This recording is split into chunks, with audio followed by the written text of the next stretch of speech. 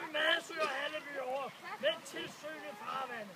Gør hermed vitterligt, at vi på denne 166. 20. dag, anno 2013, er her til stede for at døbe edre kaniner. Så I kan blive optaget i vores fugtige stat som roer.